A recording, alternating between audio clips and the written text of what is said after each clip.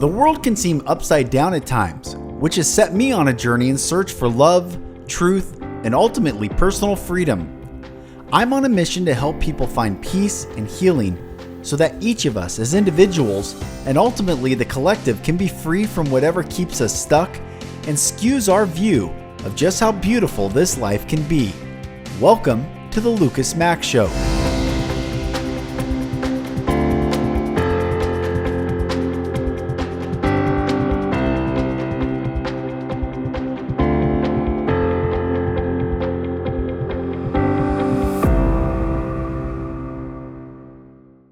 Hello, brothers and sisters, and welcome back to another episode of the Mack Show. I am Mack. Thank you for joining me. Guys, I'm really excited for this episode because I have my friend Scott Reister on. Scott just wrote this book, Baseball Spy. It's a bestseller on Amazon. And guys, out of all the people I've worked with in my career and in my life, very few, if any, have ever been such a light and inspiration and funny and such a good and integrous person as Scott Reister. Him and his family, beautiful. Him and his wife were at my wife and I's wedding 18 years ago. This book is fantastic. My son loves this book, and adults, children are loving this book. So I'm excited to have a friend on and a brother, and I'm really, really proud of Scott and all he's accomplished. And so I think even though this episode's a little shorter, I think you'll really enjoy it. So everyone, without further delay, here's Scott Reister. All right, brothers, sisters, like I said, I am so excited to bring my friend and brother on who we have had a cool friendship for many years. And he, again, wrote the book, Baseball Spy, which, Scott, by the way, there it is right there. My son, Colin, devoured the book. Absolutely loved the book. So thanks for coming on, man. I'm excited to have you on the podcast. That's awesome. I didn't realize Colin read it already. That's so cool. Those are the best kind of reviews. I mean, I love that you would read it too, but I wrote it for guys like my man Colin. Yeah, that's right. Well, he loved it. He was like, tell me, Dad, he told me the whole scenario, and I was like, that's cool. Before we get into the book, let's talk about how you and I first met, because I think I've said this to people before. There's a deep ingrained friendship that gets built in these small markets in the TV world. And you and I became really good friends. You're a sports broadcaster, you're a sports director and TV talent. Tell us about your journey, which led you to what you're doing right now and writing your book. Yeah, it's one of those neat things that if you've worked in local news or any high deadline, high pressure scenario, it doesn't even have to be local news, where you're in that same stress around people that are racing to meet that deadline, working the weird hours. Like, you totally get it. Yeah, you form bonds. And I met Lucas back in, must have been 2007 or 6. So nearly 20 years ago, working up in the Tri-Cities in the state of Washington. I had never heard of any of the Tri-Cities when I moved out there. But ended up, met Lucas, and then, we went our separate ways, but always stayed in touch. And I think, I'm a big sports nut. I've always been a sports anchor and grew up playing sports, wanted to talk about sports. I kind of feel like I have a job where I never had to grow up. And I always had this idea in my head, and I knew one day I just had to write it. So that became kind of my mission and my purpose and my journey when I was in my late 30s. And definitely a lot of what I do professionally set me up for success in this book in terms of writing tight, knowing people don't have attention span. So designing a story in a certain way where you got to grab people's attention, keep it focused with all of those fun cliffhangers, and also knowing a lot about sports and having been there myself. So a lot of things I think converge in order to make Baseball Spy the success that it is. Dude, that's awesome. And I want to share, last time, let's see, I had the opportunity to come see you in Des Moines with a couple of my employees when I had my company years ago.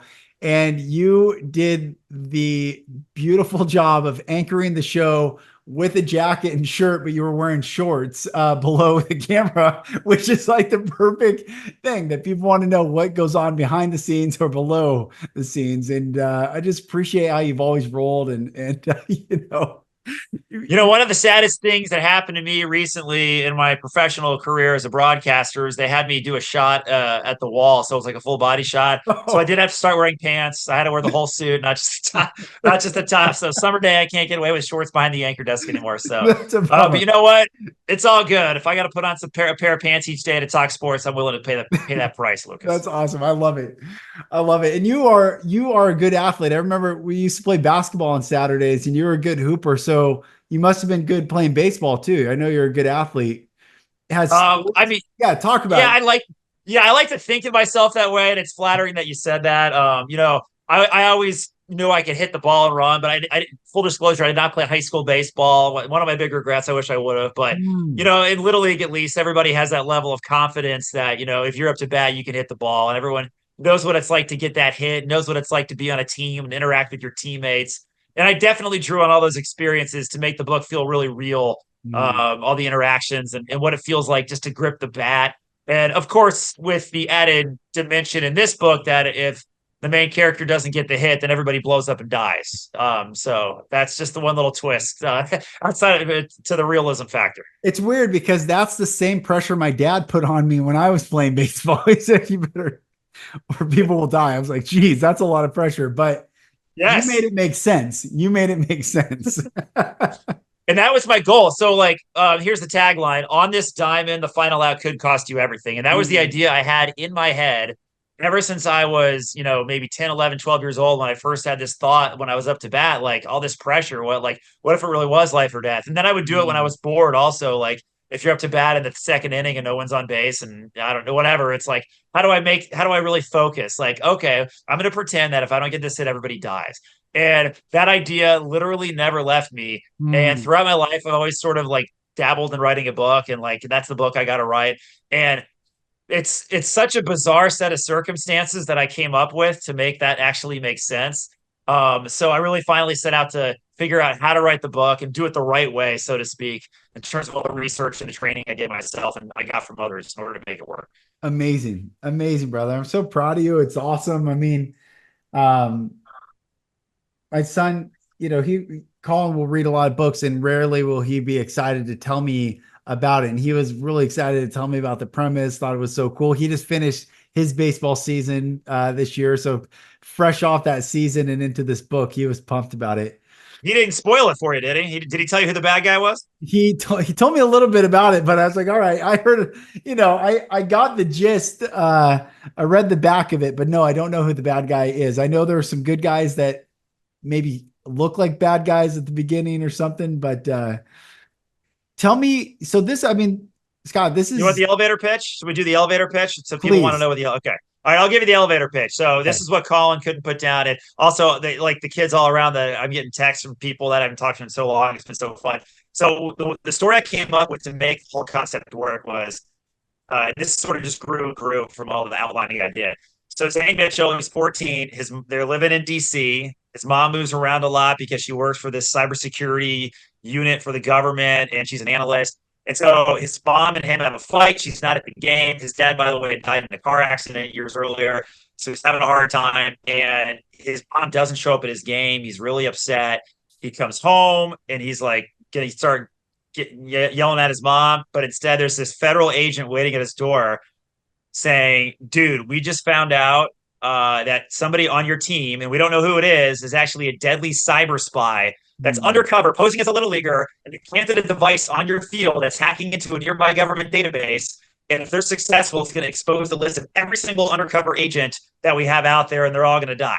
And you're the only one we know that isn't the bad guy because your mom works for us. So you have to go undercover and figure out who this is, find the device on the field, stop the attack, and you can't let them know that you're onto them. So you've got to do this all discreetly while you're using all this. We're going to outfit your uniform with all this cool tech. He's got something on his belt, his cleats. He's got an earpiece. So he's got all this stuff. He's got to go undercover, figure it out. And he doesn't really like his teammates. He's new, so he's got to learn all his teammates. And as you read this, you're going to learn all these characters. You got to figure out which character it is. So you're reading it from Zane's perspective, and it's like you're learning all these people. Oh, is it Amber, the girl on the team? Is it Teddy, his friend? Is it Dorian, the bad guy? Is it the coach?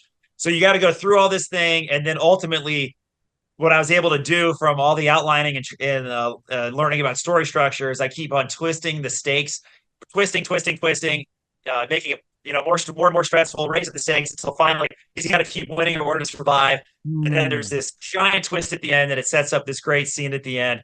So it's been a total blur. It's been super fun but it finally came out. It's been a 7-year process, and it finally came out. The book deal, first book of the 3-book series came out late April. It was a top new release on Amazon for baseball books, and it Amazing. was just like this crazy mind blowing thing come true. It was like Dude, it's been fun. it's amazing, brother. I'm so impressed with you. Talk about the process of writing a book, because I know that's, like you said, 7 years. It's significant to get a book out at this caliber and this well written. Well, thank you. I appreciate that. It's definitely been a journey, and I went into it knowing I wanted to get a traditional publishing deal. I said, "Hey, I don't, if it takes 10 years, whatever." I knew I had a good idea. I knew I needed some help. So, I didn't want to think about I knew the steps where you write a good book, and then you got to get an agent, and then you got to get a public, and then the agent gets the publishing deal. So I tried to really go laser focused on each phase of the process. And so, I spent like a good 2 years at least on the writing phase. I didn't want to distract myself at all about looking for an agent yet. And so I became friends with some librarians locally here in Urbandale, Iowa, from taking my youngest son to story time there. So as I was writing this, and I listened to podcasts about story structure and read books about story structure, and these are all available if you want to check it out. Really had a lot of fun putting this puzzle together. And then once I had a draft done, it was super exciting, and did a little bit each day. Finally got a draft done after like a year. I went to my new librarian friends and I was like, "Hey, I know we don't know each other too well, but I just wrote this thing. I think it could be great. I know it needs to be better. Can you help me?" And they were like, "Sure." And so these two women I met, Julie Finch and Kayla Becker, they worked at the library. I would meet with them once every month, and they would read a few chapters each month and sit down, give me their notes, tell me what worked, what didn't. There was at one point the book, they said, came across as sexist with one of the twists that I had no idea it might be sexist. I was like, "Oh, I didn't even know." So we Yeah. changed a whole bunch of stuff, got it a lot better. And then after like another year, because you only get one shot at sending it to an agent, I sent it to agents, and there's only like 250 or so agents out there and some Mm, database, so you're supposed to send just a couple at a time. And these agents get like 50 emails a day, right. so like thousands a year of these query letters, and they might only sign 1 or 2 authors a year. So I knew it was kind of a long shot, but I actually got about 5 agents that wrote me back wanting the manuscript. So I was like, "That's so cool." Wow. That's Um, great. so I got an agent right before COVID, which was a blessing because then kind of things hit the skids. 2 years went by, nothing happened. I kept, kind of writing some other stuff. And then in 2022, my agent got a 3-book deal. So for Football Spy and Basketball Spy, same characters, new adventures. And then it still takes 2 years until the book comes out after you get the book deal. They do another round of edits, developmental edits, line edits. They do the cover, the design of the inside of the book, all that stuff. And then boom, here it finally came out. So you could say it started in like 2017, or you can date it all the way back to like 1992 when I was a kid. So yeah, it's kind of been kind of a lifetime thing. Or more recently, it's been like about a 7 or 8 year process. Amazing, brother. What was Oh, some of, and then one more quick thing about those librarians. This is really yeah. fun.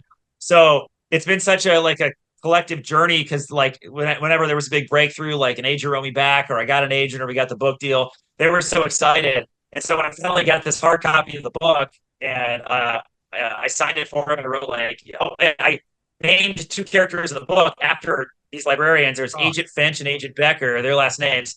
So we're like, "To Agent Finch, we did it. And then they came dressed up in full agent gear to the book that's signings. amazing. So like in the That's book signings, amazing. I'm like, wearing a hat, and I'm wearing an earpiece, and I'm looking like I'm a baseball spy. And then these 2 women are dressed up like a secret agents in the background, all this. So we're having so much fun. They become lifelong friends. So it's been really a joy. That's beautiful. That is beautiful. What's been some of the feedback that you've gotten from your former teammates? Have anyone reached out and read it, and were they surprised by this book? Yes. Yeah. You were at the book signing in Dallas, and that was a total trip because my old Little League coach that I hadn't seen in 30 years came, and some of my old Little League teammates were there. I saw 4 guys I played Little League with that I hadn't seen in forever. So it's been awesome to hear what they say, and for their kids to get it. And just like Colin, it's like I said, I wanted to engineer a book that had these twists and turns that all led to these big twists. And so kids that say they couldn't put it down or they read it in a day or two, or one kid before the school year was over said he skipped recess to read it. That was kind of a big That's endorsement if your great. kids Yeah, that's huge. willing to skip recess. Yeah, I've been doing school visits and little leagues. I was at a school visit and there's a girl in the book named Amber who's a really main character in the book. And this one girl I met at this school said it was doing like a video review for me because I'm getting kids video and kids that are doing some book reviews. And she said this girl in the book was so inspiring to her. The way the way Amber handled herself was so inspiring, and she really looked up to her. And I got goosebumps because Amber was just a figment of my imagination. It doesn't even exist. Wow. So to have that kind of impact and be able to have kids excited about reading and putting their phones down for a little bit was definitely incredibly satisfying. Amazing. Is there any part of you that is Zane in this book? Like, did you write about it from your first person experience? Oh, absolutely. Absolutely. And I hope that when kids read it, and that's one of the reasons why, like, the cover, like, you don't see the kid's face, right? Because you want to be able to imagine yourself as Zane. The character's kind of like a taller, lanky guy. It's kind of like me. Everybody has felt when they're new on a team that nobody else likes them. Everybody's kind of felt like the odd man out.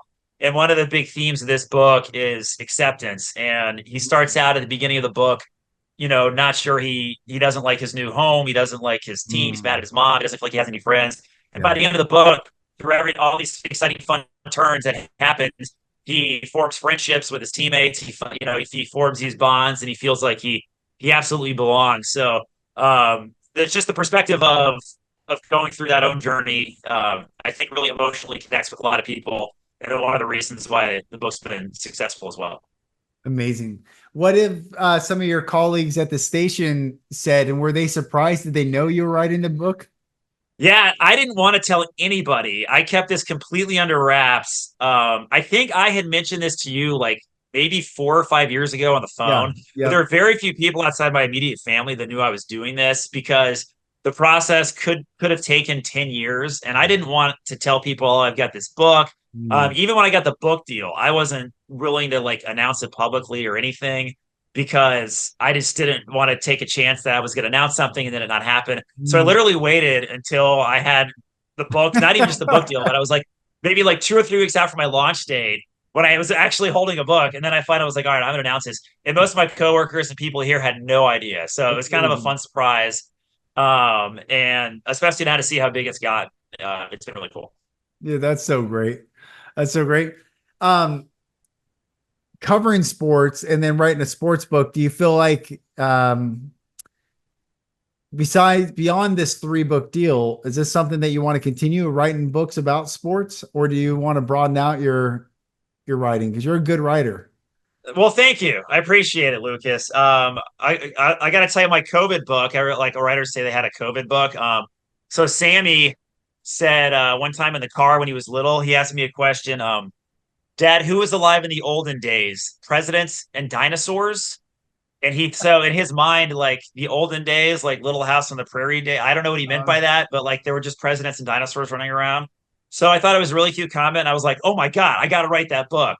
So like, so I spent like a year researching like time travel, John Adams, Thomas Jefferson's relationship, George Washington, and dinosaurs. Awesome. And I actually wrote I wrote a whole book, Presidents versus Dinosaurs. And my agent read it, and she gave me some revisions to make, and we were going to actually pitch that. And then I got the book deal and then I got the 3-book deal for Baseball Spy. So I had to drop it, start writing Football Spy. So Wow. I do have Presidents versus Dinosaurs, which I thought was really, I loved that book. And so hopefully one day, I don't know if it's going to be 5 years from now. I don't know when it's going to happen, but be on the lookout for Presidents versus Dinosaurs. I love Lucas. that. Dude, I love that's right. Man, brother, tell me, like, describe how did it feel? I mean, I'm sure it's got to feel good, but when you had that book in your hand and then to see the success, like, what was that experience like for you? Yeah, I have pictures of that moment because so much self-doubt, and as a business leader like yourself and also a creative person, you really have to go on pure faith that whether or not your work is well received by 1% of the people or everybody that sees it, you just have to have to keep plowing forward, not knowing whether it's even gonna happen. And to also as a family moment too, like, tucking my kids in every night and just staying up late, working on the story and saying, knowing it might take forever for all that hard work, and to see an actual thing when that box of author copies finally came. One of the coolest moments, opening that box and holding it. It was like reaching the finish line, and an absolute moment I'll never forget. So cool, bro. It's so awesome. Your brother, got to see him. I'd met him one time before, but I got to see him at the book signing. What was it like for him to see this book for you, and also his last name on a cover like the book? Yeah, no, yeah, and my brother actually is a Amazon entrepreneur, and he's like telling me all this stuff about my Amazon listing, and I don't really even control that because I'm not the publisher, and the publisher controls that. But Uh-huh. he's really coaching me up a lot. Yeah, he's super proud of me, and he's gotten all his friends to buy it and spread the word. And one of my biggest cheerleaders, and it definitely takes a village, and he's one of the key guys. And yeah, great guy, Richard, and my whole family has been super excited and enjoying the moment as well. I love it. What was one thing that you were surprised about this process in writing that you didn't see coming? Oh, that's a great question. What I didn't see coming, writing the second book was incredibly difficult. Hmm. It's so hard. One of the hardest things about writing is when like if you have a goal of 1,000 words a day, for example, which is a pretty good goal, forcing yourself to do it. I literally have to lock my phone in a car, drive somewhere else, and even if I take breaks, it's so hard to not really know where you're going. You just have blind faith that even if you write something that is garbage, knowing that you can't fix a blank page, like you literally just have to go. And so the amount of discipline it would take to get this done at times was I had no idea how hard that would be. And that's why it's not a very common thing. So the amount of discipline was definitely a big surprise to me. Writers make jokes like they would literally do anything besides write, even if it's your job to be a writer. Like you would clean your house, do your taxes, clean your gutters, clean somebody else's. Like anything, any menial task you have on your mind that day, Yeah, you're writing words, you don't know what to do. It's like, oh, I got to do this. So just the act of getting it done was just very, very hard. amazing. Did you test the story out with your kids? Like, was there any immediate feedback that you got while you were? Yeah, yeah, absolutely. So, as I mentioned, I tried to write a few things here and there, and they weren't very good. And then when I finally got through listening to all my podcasts and reading books about writing, and I finally sat down to write this, and I read them a couple chapters right away, like they were like really into it. They were like, "This is really good." And I even got to the point where at one point I was in the middle of it. They call it the messy middle. I was thinking about quitting because I didn't have, it's hard to keep going. Like, Dad, no, this is a really good story. So they were incredibly encouraging and they loved it for the beginning. And I finally got to the point where everything started kind of clicking together and you're solving this massive puzzle when you're writing a story. And then it becomes, instead of forcing yourself to write, then you're literally racing to your keyboard whenever you have a free minute to, like, because you're so excited and the story's got a hold of you. And then things happen in the story organically as you're writing that you don't even know are going to happen. And so that was really one of the most fun parts to me as I'm writing this. Characters doing something of their own, like it's hard to explain, but like when I'm writing this thing, like they'll do things which I really hadn't planned on them doing, and like the characters will just That's so it's kind cool. of like an outer body experience. So I got to that point with it in part because of the encouragement of my kids and my wife. Amazing. Man, I would love to see this turn into a movie deal for you. I think this would be a great movie. And, um, Yeah, let's go. Let's keep this momentum going.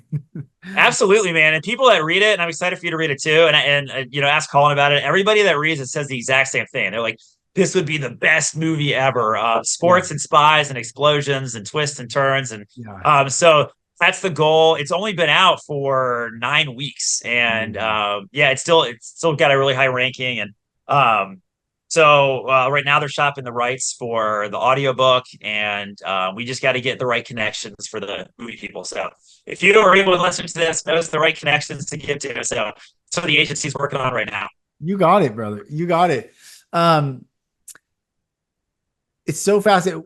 One of the things I like about this book, among, not that I've read it, but the concept, and I will read it. I will celebrate it once I finish reading it. But one of the things for my kids that I wanted for them, and I think in society, I talk about this on the podcast, that when we were growing up as kids, we had movies like Rocky Balboa or the Rocky series, or in the 90s, Rudy. It was about a real person going through challenges that, um, whether they were the underdog or whatever, it was like this internal journey that they had to embark on to overcome whatever they were facing. And my observation of society the past really 20 years has been all superheroes, like supernatural, like, whether it's Marvel or X-Men, it's like the real human was not sufficient enough in the storyline. I had not seen something until your book. And I was talking to my wife, I was talking to Lauren about this. Like, it's so great for kids to have a hero book in whatever it is that isn't related to they can fly or they can, have laser shoot out their eyes or whatever that is. And so I think your book is so important in many regards, not just that it's a great story and it's good for kids to relate, but it's actually, I think, good for humanity right now to have a natural human go through a process, even though there's some, kind of spy stuff and out. It's a really cool story, brother. And I'm glad you wrote Yeah. it.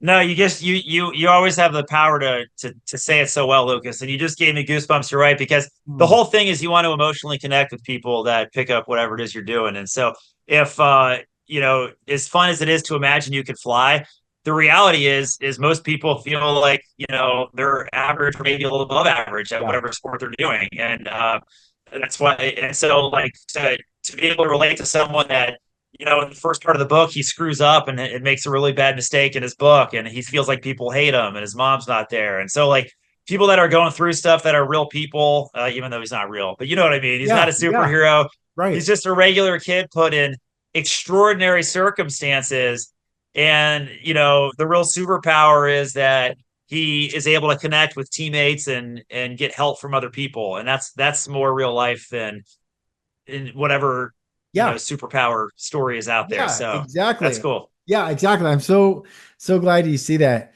Um, so beyond the book, let's talk beyond the book. Like, what's for people that, being on TV has like, I don't know, people see on TV, but they don't know there's so, like you referenced at the beginning, the tight deadlines and that pressure of getting work done. What's your career been like since you and I worked together so many years ago? And, talk about the TV side of your career.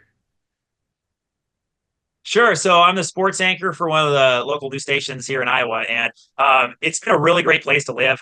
In my mind, a lot of people move around from work to market, and I did that earlier, but I got to a spot, and then I got promoted to be the main guy, where I do feel like I have that work life balance where I can see my kids at night just a little bit before I go back to work.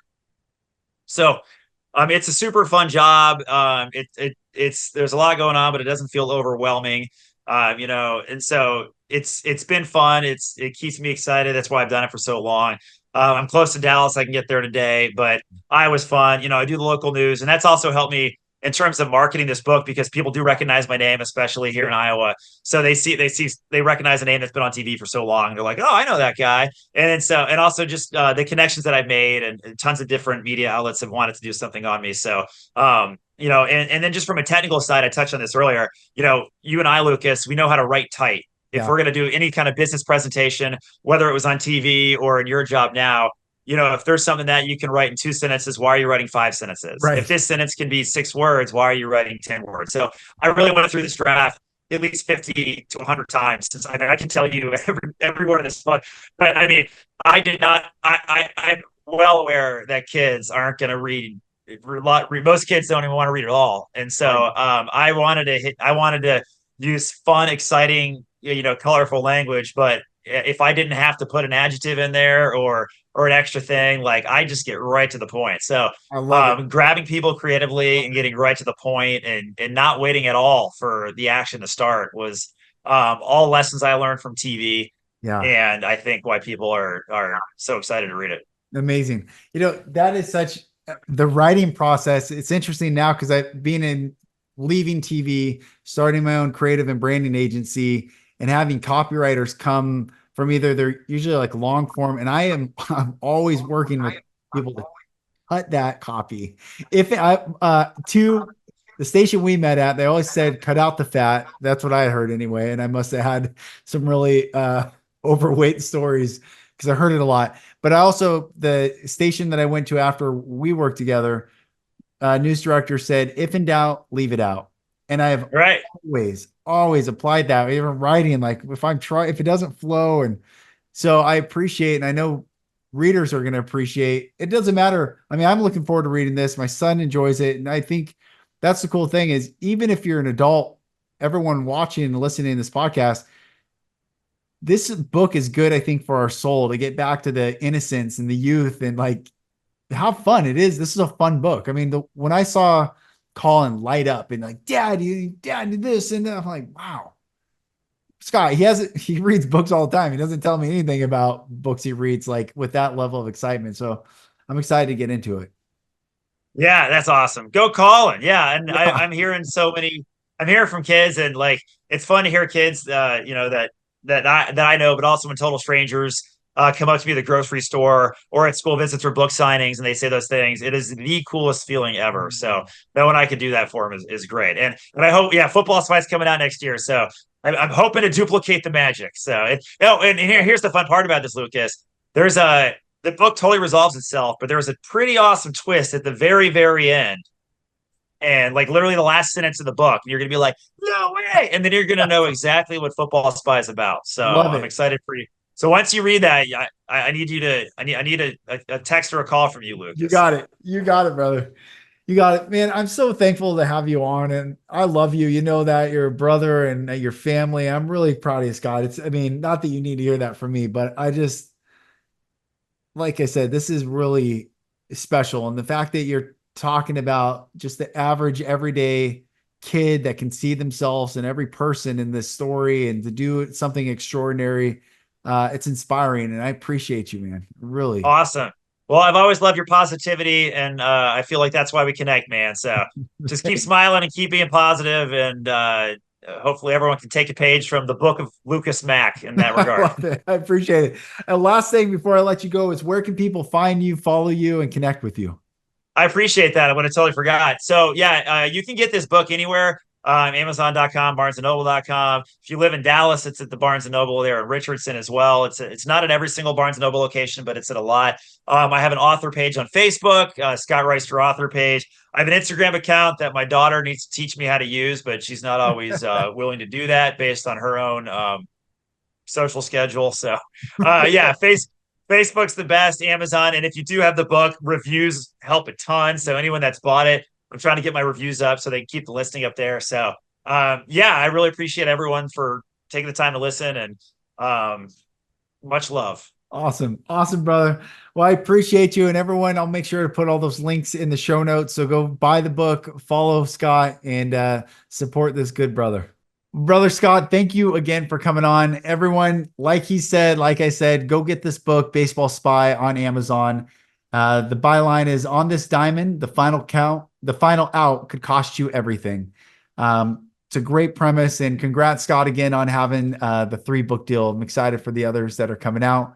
And everyone, I just send you so much love. Whatever you're doing, just keep going, keep unpacking all that you feel limits you from being the fullness of yourself.